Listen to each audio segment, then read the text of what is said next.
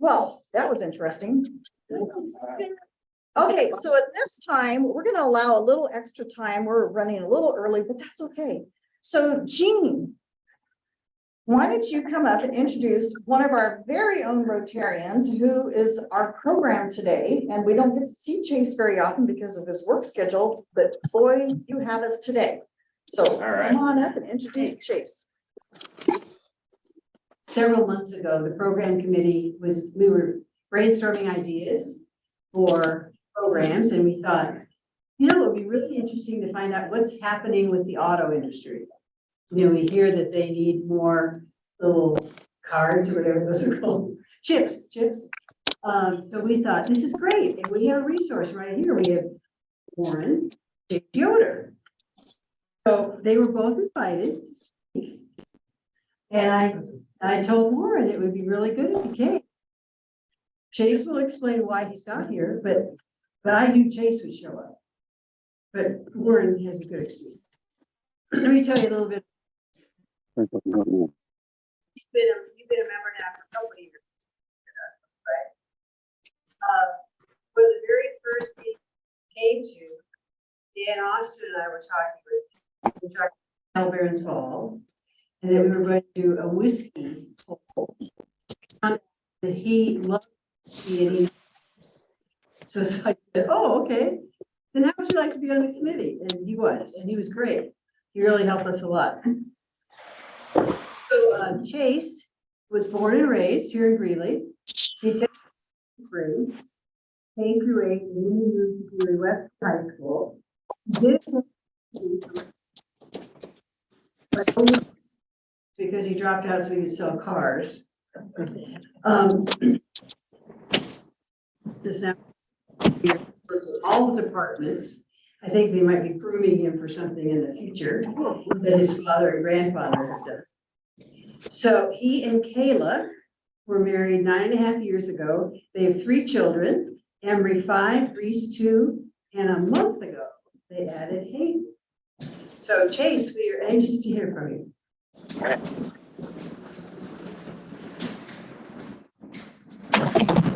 That's the only one? All right, perfect. I guess They both empty?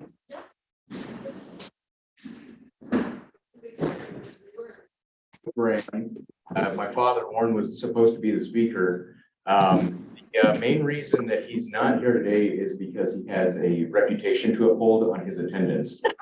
So, I think he said it's been about 10 years since he's been to a Rotary meeting, so we didn't want to break that. So he actually did text me about minutes before we started. What? Well, if it's sliding great. Slide, they're still in the box, double boxed. But Jean reached out to us and said, we'd love to have you as part of the, give a presentation on what's going on in the auto industry. And I thought, well, that's real fitting because I don't even know what's going on in the auto industry. There's been, over the years that I've been doing this, there's a lot of things that I can look at and track and kind of determine where things are going. And over the past 2 years, really, it has changed so much that it's hard to stay ahead of it and on top of it. But a lot of the things that I get asked the most are the chips, what's going on with the chips, and also electric vehicles, and is that the future, what that looks like. And then there's a couple other things that those things play into that doesn't really get seen on a daily basis. So I thought I'd just take a little bit of time, kind of go over some of that, and really I don't have anything prepared as far as a PowerPoint or anything like that. I probably should have put a picture of my dad up here so that there was some representation, but be here in spirit, right? So, but as far as the chips, and if there's anything you guys have questions or anything like that, feel free to interrupt me, throw your hand up, got a quick question. But just want to make it enjoyable and informative for you guys is really the only point that I have. But the chips is the main thing, and Jean alluded to that as well, and we see a lot of that right now, right, where there's no chips that are going into these vehicles, so they're not building them, we're not getting them, they're harder to get in the hands of the general public. The chip issue has gotten way better than where we were probably 2 years ago, when those reports were first coming out over the news medias, when everyone was saying, hey, we got a chip shortage, we're not building vehicles, and everyone's starting to freak out. We're not in that same boat anymore. We're still playing catch up a little bit. There still is a shortage on the chips, but that's not what's holding up vehicles. And you guys are probably like, well, if there's chips, where are all the vehicles at?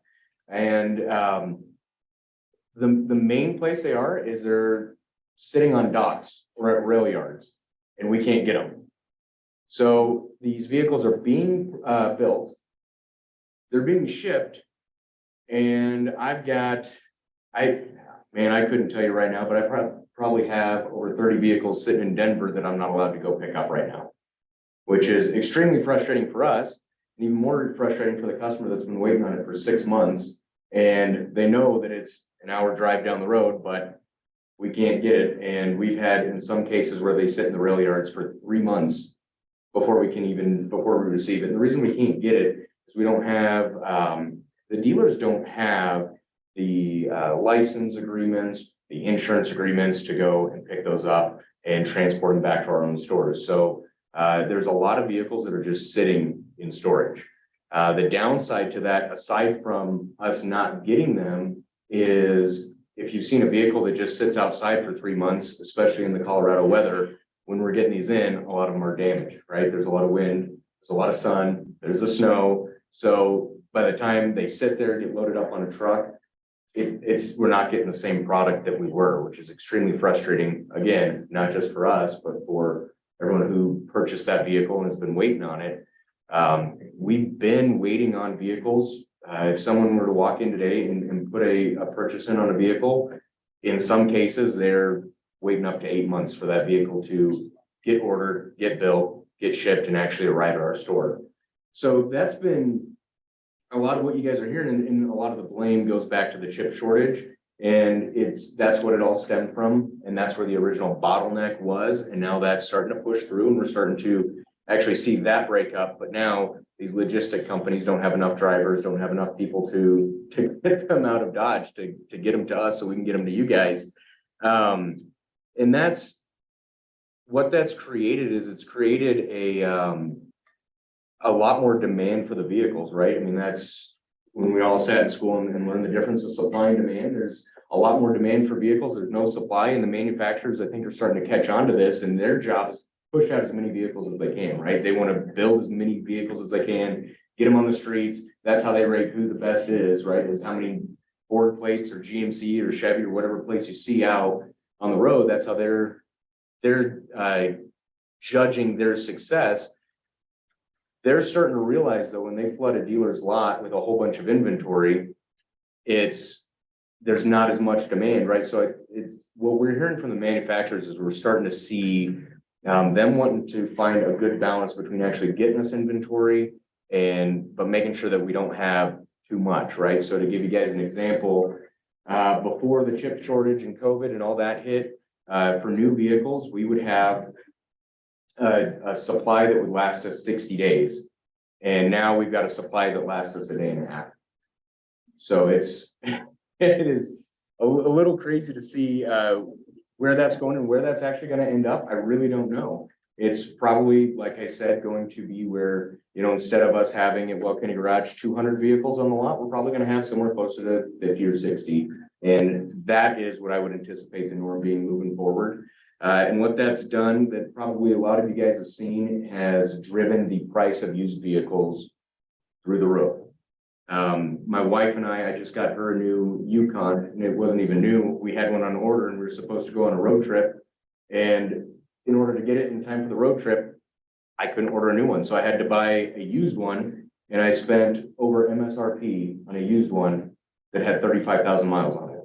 So that was a little bit of a kick in the teeth, but that's the market that we're in right now. And really, we were starting to see that. You guys all saw the news outlets putting stuff out saying, hey, if you're going to sell a car, now's the time to do it, right? We've got a lot. This is the highest prices we've ever seen. We saw people making money when they come in to trade a vehicle. I've never seen that before, right? No one would have said, go buy a vehicle and it's going to be an investment in 2 years, right? That's never been something. Maybe a classic that you bought 50, 60 years ago, but not now. So with that driving the prices of used up, we were really seeing that probably 45 to 60 days before the news outlets got a hold of it. So we had customers coming in and it was kind of fun to watch the expression on their faces when we'd give them a trade-in value and they're like, well, that's more than I bought it for. I'll give you less if you want, but it's just trying to be honest with you. It's what the market's doing. So, and then the news outlets caught up and then we got a flood of people coming in wanting to sell their vehicles to us. And now you're still seeing, not as much, but you're still seeing a lot of the news outlets saying, hey, it's the highest prices they've ever been. And it's not the case. The used market is starting to come down. It's still higher than it was before all of this hit. But we had, this is where I kind of laugh in the beginning and I say, I really don't know what's going on with the market. We had, when all of this first hit, I had a series of 130 vehicles I was going to watch at auction the next day. And so I had them all saved on my screen. I went home, I came back the next day and all of them shot up between $5,000 and $10,000 in value. And I kind of had that oh crap moment of, well, do I still buy them? Because if I buy them and the market drops back down to where it was yesterday, then we're out of luck. That's a lot of money we lost, right? And if I don't buy them and the market's going to do this, well, then I've got no inventory, right? So it was that moment, and we sat down as a leadership group, decided to actually purchase the inventory, which I'm glad we did. And just a month ago, our used vehicles took a drop in a course of 2 days of 16% in value. And so in 2 days, if something loses that much value, you have another oh crap moment, right? So that's what we were dealing with. And then after that, it bumped back up. So I mean, it's if you go to Disneyland and look at the roller coasters, that's about what our used inventory is looking like right now. You don't know what it's going to do the next day, and that's really hard to get in front of it and be mindful of it. So you see a lot of dealers that are scared to carry inventory, and I don't blame them, right? Because you don't know what the market's going to do, and you might make a home run on something because you were able to buy it low because that's what the market did. And 3 days later, the market shoots up, you did really well. But if the reverse happens, then not a fun place to be in. It is like the stock market. It's never been like this. So on our used inventory, we judge that we're doing a good job on it if we can turn that every 30 days. So we carry enough vehicles to sell for a 30-day period. Right now, just because it's so up and down, we're trying to cut that down to about 15, 20 days. And that's the best way we've been able to navigate that. But with it, there being such a drop in new inventory, with the new inventory being dropped, it's now starting to trickle in. What initially we would think is that that's going to drop the values of the used vehicles. But the one little player that you don't see this in the news reports, and this isn't really getting brought up, is the manufacturers have a commitment to the dealers of what they need to get the dealers. And they don't have as strong a commitment. They still have a commitment, but not as strong a commitment to the rental car companies. So when only so many new vehicles are trickling back out onto the streets, you've got a lot of rental car companies paying a premium for slightly used vehicles. And that's what's keeping the value of used vehicles up. So it's not, that one's not really the supply and demand on the consumer. It's rental car companies that need to keep things in their fleet, right? So it's not uncommon for us to get a call from Hertz or Enterprise or, any other player in that space wanting to buy something that's on our lot and willing to pay over what we have it listed for. So it's a weird dynamic that we've never had to deal with before, because normally the Enterprises and the Hertz and all those guys, they're getting stuff directly from the factory, right? They're already getting taken care of. So that's a little bit of the chip shortage. We're coming out of that, but this is all the stuff that's spiraled out of that chip shortage. And again, we still do have some of it. I got an email this morning from our Chevy that they said, hey, you can build trucks, but you can't build them with these options because we don't have those chips, right? That's what we're up against now. It's not whether or not we can build the vehicles, it's what options we can and can't put on those vehicles. But that's just to give you guys a little bit of a snippet of the chips and what's going on there. Are we gonna start producing those chips here? So for everyone on Zoom, the question was, are we gonna start producing those chips here in the United States? And from what I've heard is they're getting it started, but to get caught up on the production that they need, it's gonna be anywhere from 5 to 10 years to get caught up on that. So even if we started today, it's not gonna do us too many favors. It would alleviate that down the road, right? But right now, it's not really gonna help us out. But that's, so that's what we're dealing with on the supply issues, right? What's your best take on why the chip shortage in the first place?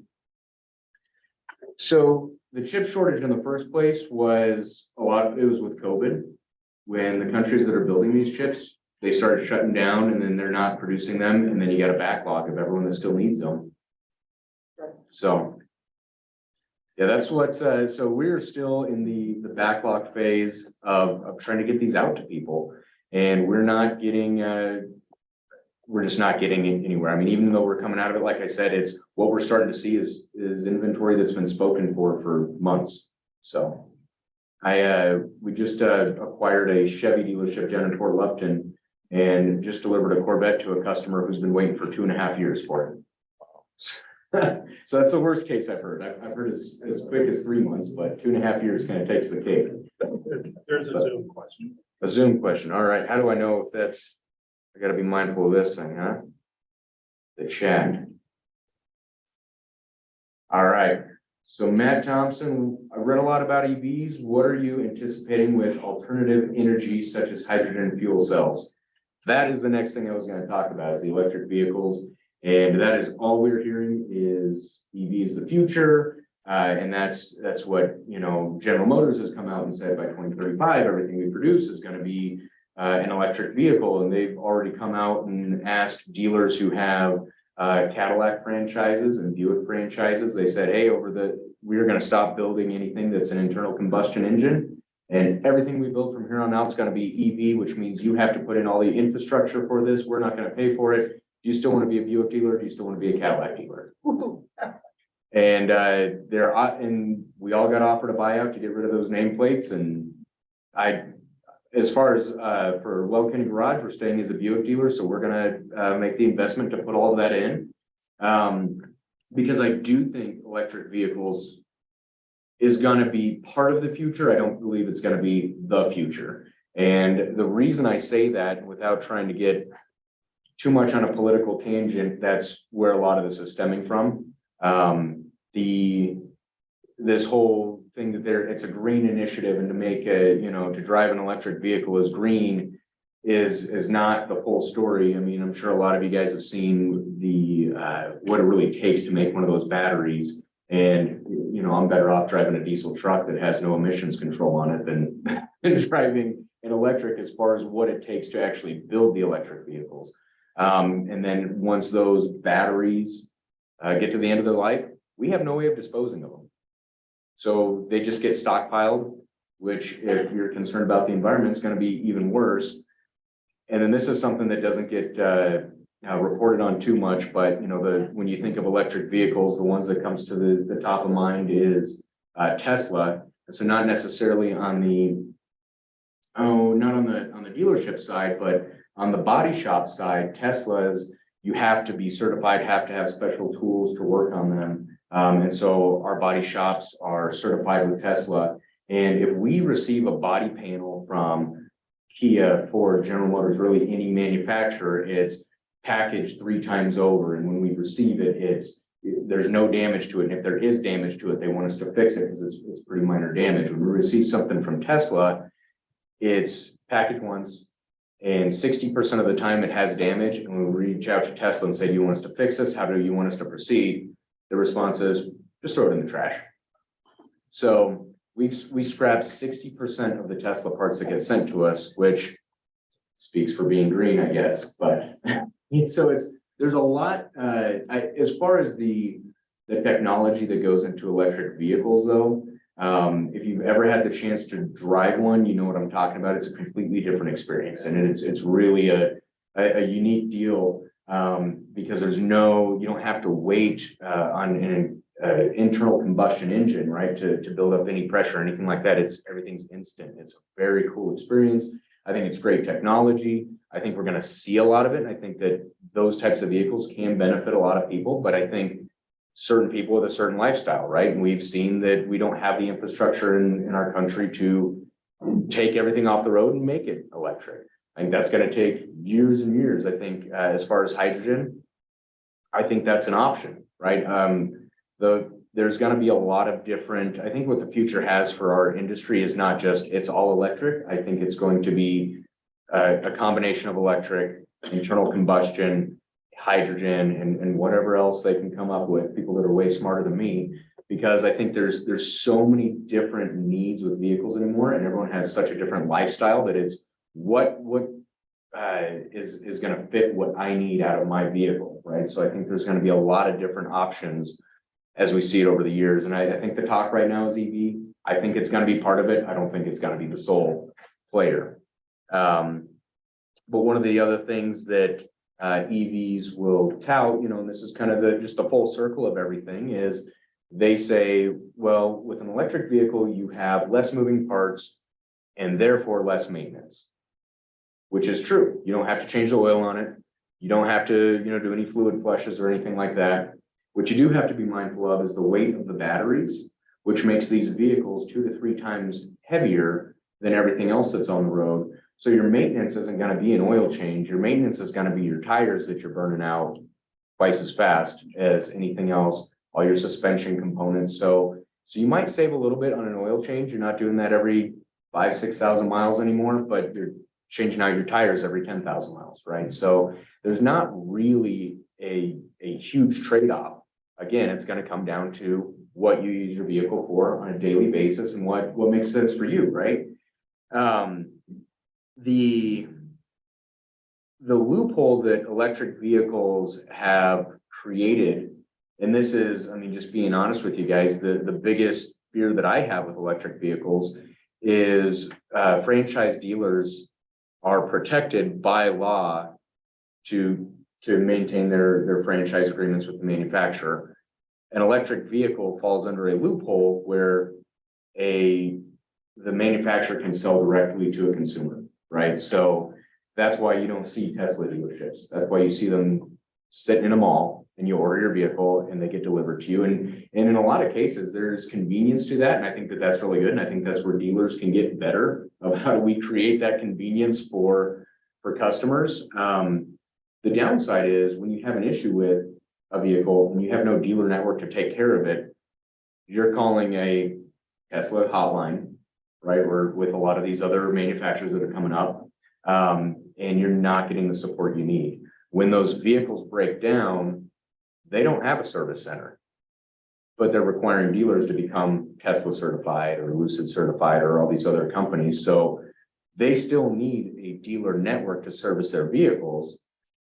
And they're just trying to bypass that. And that's been a lot of the concern for a lot of dealers is if all these manufacturers go to electric vehicles, well, then they just eliminate the dealer. And this is what a lot of people have built their livelihood on. The upside to that, where I don't get too worried about it, is, and we've seen it a lot in Greeley even, is consolidation of dealerships. So very rarely anymore are you going to find a dealership that's family owned. And there's a lot of public companies that are buying dealerships. And most of the ones in our town that still have a family name on it or an individual's name on it is not owned by that individual or that family. It's a publicly traded company. And the ones that have done most of the business in Greeley is a company out of Texas called Asbury. And so this is a publicly traded company. They've got thousands of dealerships across the United States, and they own, and when they buy a dealer or a dealer network, they're buying the name with that. So you guys heard Larry Miller in Denver, right? He sold all of his stores. They still all say Larry H. Miller on the side. They're owned and ran by Asbury. Everybody in Greeley that says Mike Shaw in the building is owned by Asbury. So you're seeing a lot of this where it almost looks like the image of the store doesn't change, but there's a lot of consolidation. So really in our town, there's there's three families that own dealerships still, and it'd be us, the Gents, and the Tabors with Honda. Other than that, everybody else is a publicly traded company, and we're seeing a lot of that. So as a dealer, there's a little bit of, you know, I feel good about it that there's these huge companies that see the value still, even with the threat of electric vehicles taking that away.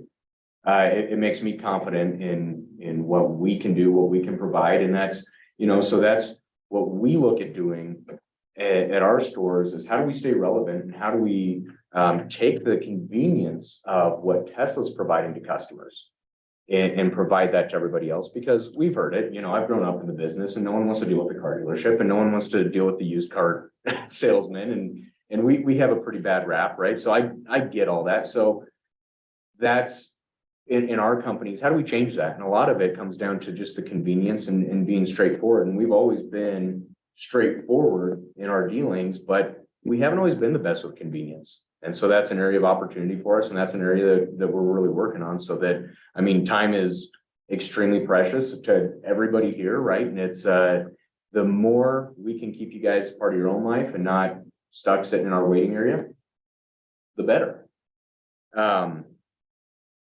But that's a lot of what we're seeing in the industry where there's the threat of the electric vehicles to the dealers, but there's a lot of consolidation.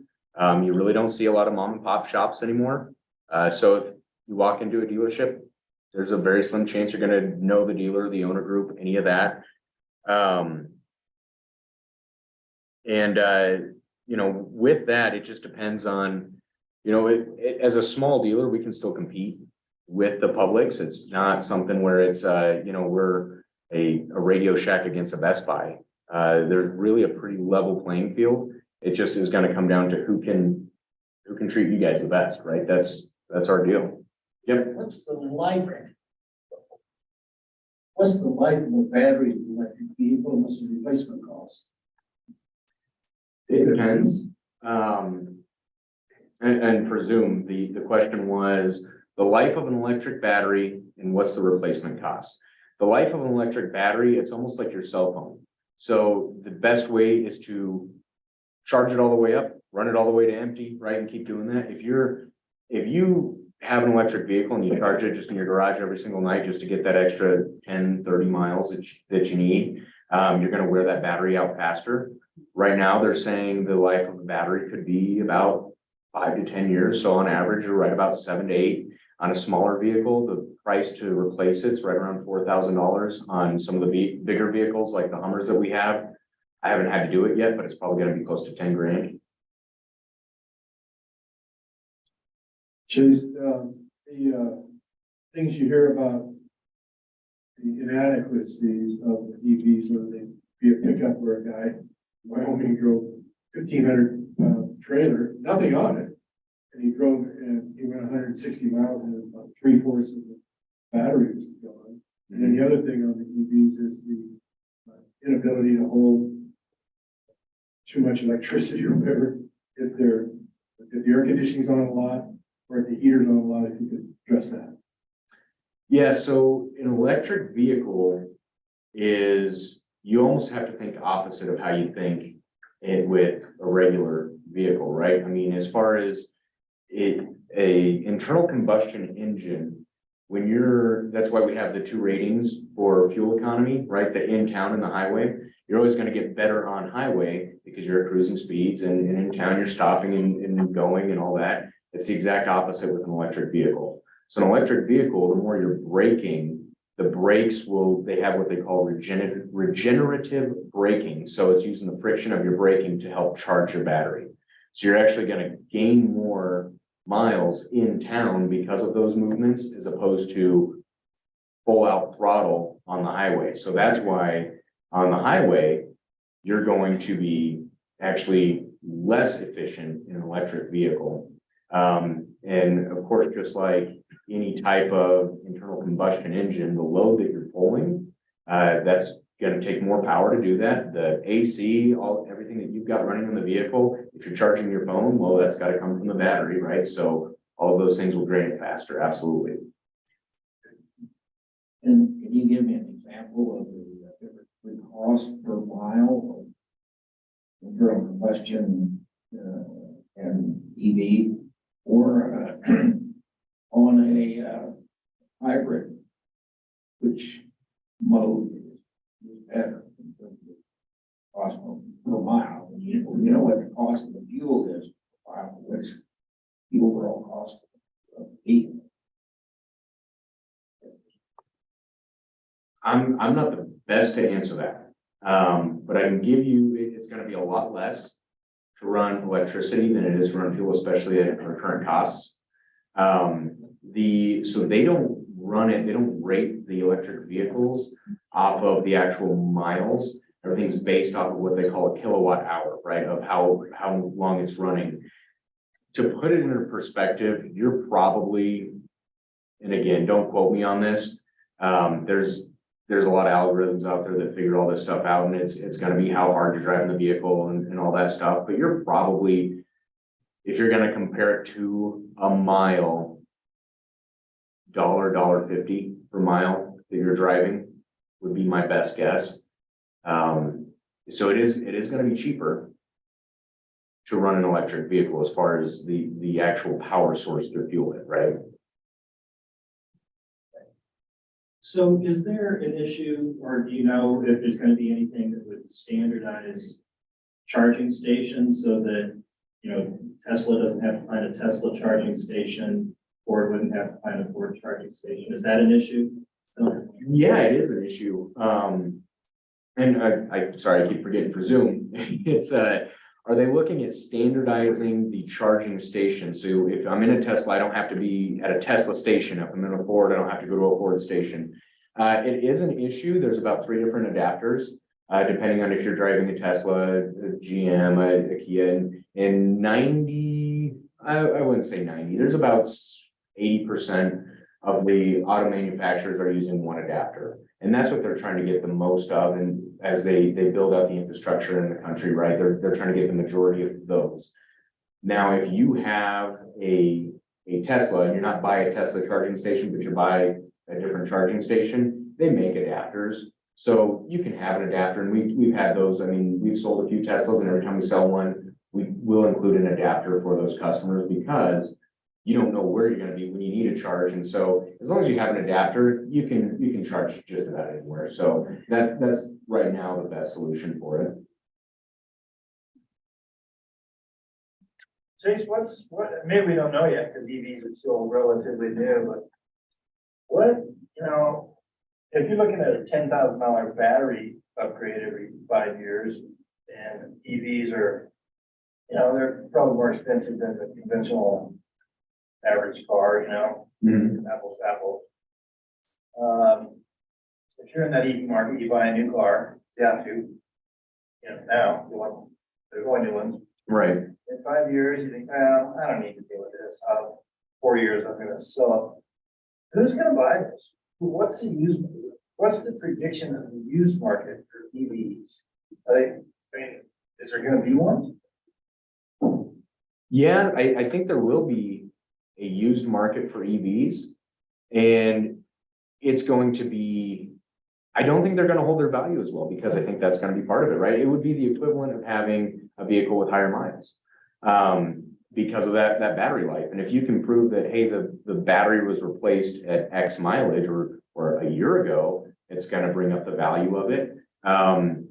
That's going to be hard, because there isn't a lot of data out there, and the market doesn't take that into account like it takes miles into account for the other vehicles, right? It still just takes miles into account for the EVs. It doesn't take into account how long that battery's actually been running. The reason I think there's still going to be a market for that is, if they're a lot less money, you're going to have somebody who still wants that, needs that. Maybe it's somebody who commutes 10 miles a day. So even if that car at one point was capable of 300 miles and now it's down to, 180 miles, it's going to be plenty for them. So I think it's going to still fulfill that need. In addition to that, I mean, really, it's new technology. Right now, these batteries make the vehicles weigh 2 to 3 times as much. 10 years down the road, we're going to probably look back at this and say, you remember how big and clunky these things were, right? So. Chase, have you heard about insurance costs on EVs versus a regular car? Because I've had a couple of insurance agents. I mean, I'm on a stupid, I don't sell car insurance, but somebody gets hit with an EV, I mean, The damage is gonna be greater. yeah, they total. Insurance company don't want to mess with it. They just total. You don't want to get like, yeah. Yeah, I haven't heard anything as far as the increased cost of insurance on EVs. I do know that that's another issue that we're still working through is one, a lot of them are total. Two, which again, the funny part of Tesla, right? These are supposed to be self-driving vehicles and they're keeping their body shops full, so. But the other thing is, anyone who's a first responder on that scene is, it's extremely scary because there's not one standard way to go about it. And each vehicle has a different way of, a procedure of what you need to do. And there's a lot of them that, if they say, some manufacturers will say, hey, if this electric vehicle catches on fire, run away, no matter who's inside. Others will say, go ahead and put the fire out. Others will say, it'll only burn to this point. I mean, there's so many different things. So if I'm a first responder and I hop on the scene, I have to first be able to determine what type of vehicle it is and what the procedure is. The time that's going to take to make sure that I handle the situation correctly that's scary for those individuals. Chase, what's the projected life of the electric motors and what's the replacement cost? So that was similar to what we had earlier, right? The batteries, the motors are about the same from what I've seen, if not a little bit better than an actual, because you're not talking the battery, you're talking the motor, right? Okay. So the motor itself, from what I've seen and heard, is going to last as long, if not maybe a little bit longer than an internal combustion engine. The cost on it, I don't know. I've yet to see what that looks like on any of them. Is there a place in the market, as you see it, in the next 10, 20 years for hybrids with various low electric miles and around town mileage and highway internal combustion, and what do they look like right now? During your view of the market. Yeah, right now, I think that you're seeing two uses for the hybrids. You're seeing one, what you're describing is what's beneficial as far as in-town mileage and highway mileage, kind of having both the best worlds. I think you're going to see some models that still continue to do that. I think the people that normally would be interested in a hybrid is probably the individual that's now going to move to a full electric vehicle. So I think you're going to see some of those dwindle when that's the use for it. The other use for it is in high performance vehicles where you've kind of got the best of both worlds. And that's not for fuel economy, but that's for that instant torque that you get from the electric engine. And then you pair that up with an internal combustion. So I think as far as someone who's looking for more performance side, you're going to see those start to pop up more, but that's also such a limited market that I don't think you're going to see too many of the hybrids for either case. Chase, Doug Arnold, who's on Zoom, has a question. If you can't get to it, I'll ask for him. Yeah, that's He texted me. all right. I was gonna say I don't see it in the chat. So yeah, what do we got? Hey, Chase, what is the energy source to charge the electric vehicles? Do you understand my question? When you plug that into your house electricity, where do we get our electricity from? From coal. Absolutely. Oh, isn't that interesting? Isn't that a fossil fuel? How stupid are these people? That's why I said I wasn't gonna get too political on it, but if you want Well, to I'm go glad you won't, but I will.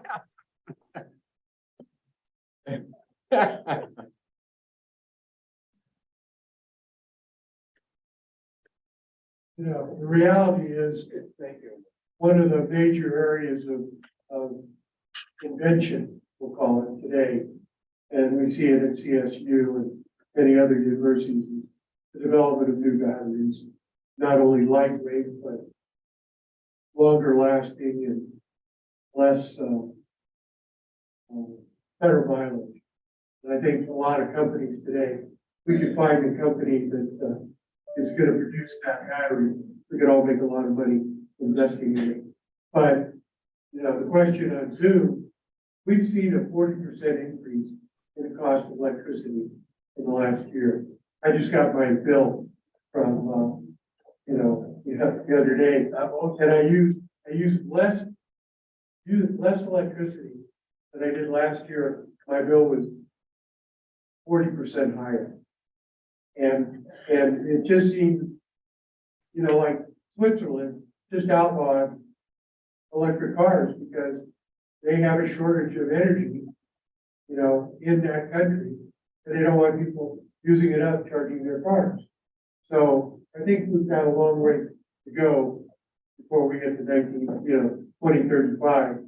And, I think Gavin Newsom and a lot of those people are dreaming or hoping that somebody will develop, like our computer. When I was a kid, a computer took up a room twice its size, and they had to keep it cool. And the trick was learning how to make smaller computers. And now they don't have fans on them. We don't have fans on our phones run those batteries like they did the big computers in the old days. I think they're hoping that's what's going to happen with the development of batteries or some other system to generate power for electric cars. Not in Wyoming. Yeah, no. So I think there's a lot to be said for that. I mean, yeah. Wyoming's outlawing it. I think you're gonna see a lot of that. I think with the big push of it, and again, that's why I said, without getting too far down the political rabbit hole, I think there's a lot of politics that plays into why we're going to, why the narrative is that we're going to electric vehicles. I think that they've got a place in the future. I don't think that they are the future, and they've got a lot of benefits. They've got a lot of downfalls. So. All right. All right. Thank you very much. Very interesting program. And Chase, as a thank you, I'm going to be presenting this to the Weld County Sheriff's Department it's a little comfort animal for a child in distress. And the card says, this stuffed animal wants to help you when things are hard. Snuggle with it and you will feel a little love and caring. This comfort animal is given to you by Greeley Centennial Rotary in honor of Chase Yoder, who is our presenter with today's date. And then on the back is our 4-way test. So again, thank you very much for your program. Thank you. And we learned a lot about cars today. All right.